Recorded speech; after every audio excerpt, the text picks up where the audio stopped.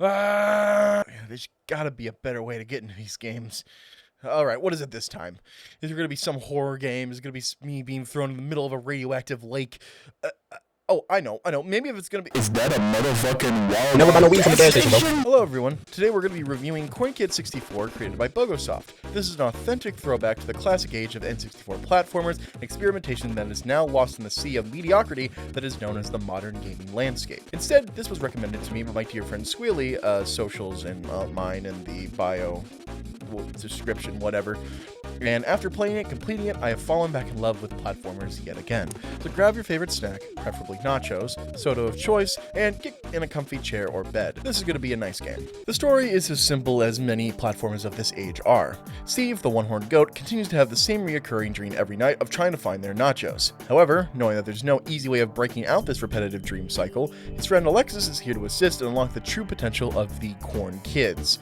But in the nearby Wallows Hollow, there's a situation that needs to be sorted out if they are truly to escape this dream. While story is more lighthearted and probably not as important, what matters to me is the variety of characters that you can find here and with the superb dialogue that they pack. I won't spoil every interaction, but one highlight is that there's an owl guarding a tree, and once you activate a large music box and you do some other stuff, they scream out, "Oh my god, is that public domain music?" This game has a wonderful sense of humor and appeals towards the more older, if not jaded crowd that is trying to relive the glory days of the system, and it pulls in weight in spades. But next I wanted to talk about the visuals and the music. From my limited knowledge of the N64 library and continuing to watch countless video essays about certain games and topics, shout out to Nitro Rad by the way, one of the best things that I've loved about the system is the color palette and texture choice that they've used for many of these games. Take for example any water-based levels in Mario 64. You can see that there's a bunch of shades of blue, lighter tone colors, and even the background textures to create a visually interesting location. This now includes that some reinterpretations of the level are more liminal or aesthetic in context. For Corn Kid 64, they have seemed to follow more of the visual style similar to Banjo-Kazooie and maybe even Conker's Bad Fur Day, with its texturing and its character design. However, even in this authentically being a core at its factor, the size of this hub world is so large and densely packed with details that it's frankly insane. I don't know what Bogosoft did to keep all this manageable, but they struck a balance between graphics that make it look visually eye-catching at a distance, and the massive praise has to be given to that. The last thing I want to touch on before going on to the main gameplay loop is the soundtrack. This soundtrack, going off by a fan re-upload and personal digging for myself, lasts less than an hour but have some bangers that really nail home the small addicting loops and alternative versions of the tracks. The best example is Bottleneck, a track for Wallows Hollow, and there are multiple different versions of this track that reflect where the character goes. But the hardest track is probably A Dream of Peace that is used in the final stretch of the game, and it's just super good. It's probably my favorite track in the whole game and what you're about to be listening to.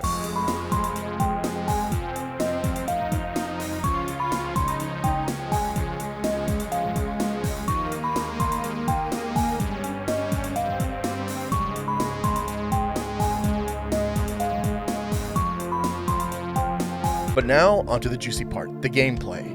And to do this, we gotta go over the main moveset that distinguishes this from many platforms before and after it. Usually, I like to put these two into two specific sections when it comes to platforming in general. The first path is showing that the player has all the moves needed to complete a certain sections of the game that only scale in difficulty and being locked behind a requirement such as a collectible rank or the player's own skill. So in this case, it would be something like Mario 64, where Mario has all the movesets and doesn't have any unlockable ones. But the second path shows that there are some games that are wanting to take the approach of having an upgraded moveset and increase the longevity of the game by a long shot with backtracking and collectibles. This would be your Spyro 2, Rayman 2 Revolution, and Crash 3. This would be something like a more weightier jump and no ability to actually double jump. However, the key within this vertical movement comes with wall scaling because, you know, he's a go. With the tap of a button, Steve can do a headbutt that resets the jump once if they hit a wall. This serves as a recovery move, but also as a means to scale more vertically upwards. If you're still a little confused like this, imagine a set of stairs. To get up it, from our perspective, you have to simply walk up it, but that's boring shit. So let's jump them up like Mario. So with Mario, he has a triple jump that can reach the height of the staircase at the top, and he has 3 jumps to get enough distance so he doesn't have to get up the stairs. So of course, Steve does not have this triple jump ability, but with the head ram that I showed later, there was something that you could do. If you jump into the staircase and use your headbutt move to then scale it, you can get maybe at least halfway or almost all the way up the stairs. Both of these examples are from different ranges and from different games entirely, but I would say Steve has more of the recovery options compared to Mario, Mario with that headbutt move.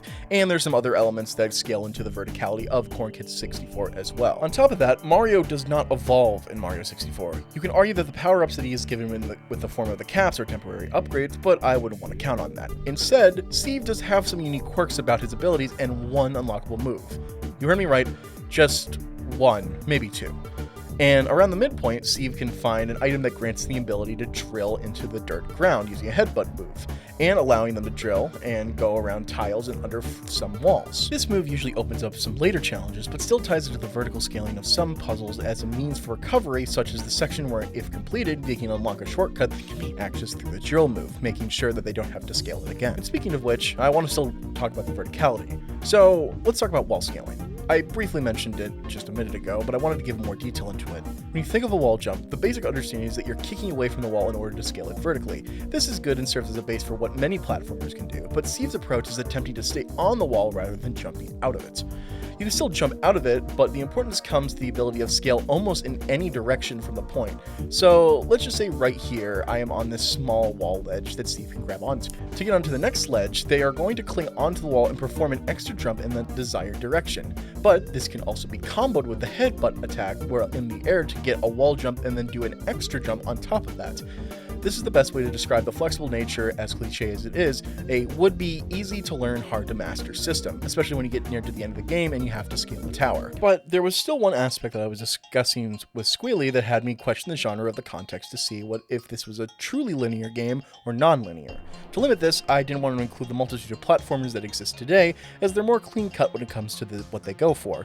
For instance, Celeste is a linear platformer focused on its narrative experience, but Yooka-Laylee is more geared towards the collectathon elements similar to its rare main peer. So in this camp, what does Corn Kid 64 fall into? After some back and forth discussion, I ended up with a conclusion that is more similar to the open world platform of this newer age, but it acts more as a means to completing one giant puzzle to get to the end. It's like one of those Rube Goldberg machines that you saw as a kid, but you have to trigger every part to get to the end goal. However, even after this explanation, I couldn't help but feeling that there was an expression of choosing where you wanted to go within Wallow's Hollow that was intentional. Of course, that's when I had a realization. You know those half-circle things you used to play on the playground as a kid? Fun fact, these are actually the origin name of a jungle gym, even though it's now a general context for places that you can go. But if you look at this as a means for progression within the context of Corn Kid 64, there is an interesting parallel. At first, you can start from any side of the jungle gym. Then you can wall climb and go any which direction, but you're still heading in the general up direction. You can go from side to side, challenge yourself to go through every inch of the equipment, but you will still always make it to the top at its conclusion.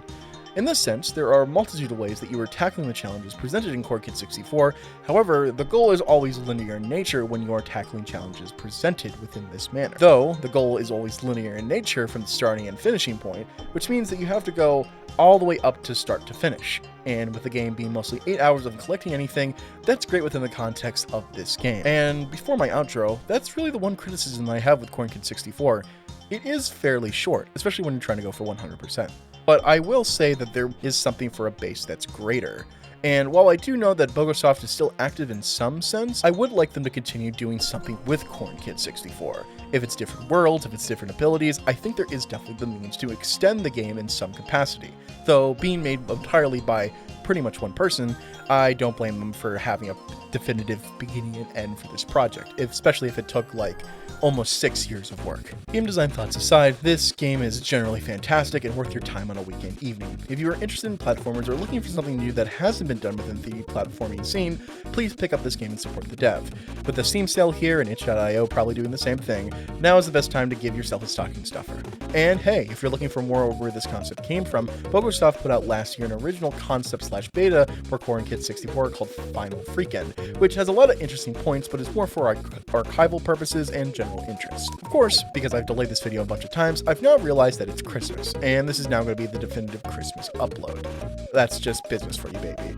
But until then, happy holidays, and I might do a video before the new year, but we will have to see how my flexibility is. Besides that, thank you for sticking around. I really don't have much to say just because I've been going through my own stint right now.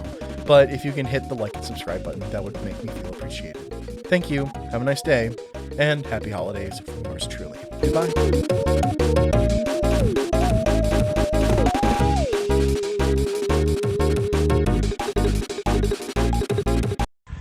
girl, if you're looking for a man that can treat you right and cuddle you and spoil you, you've come to the wrong place. I'll beat the fuck out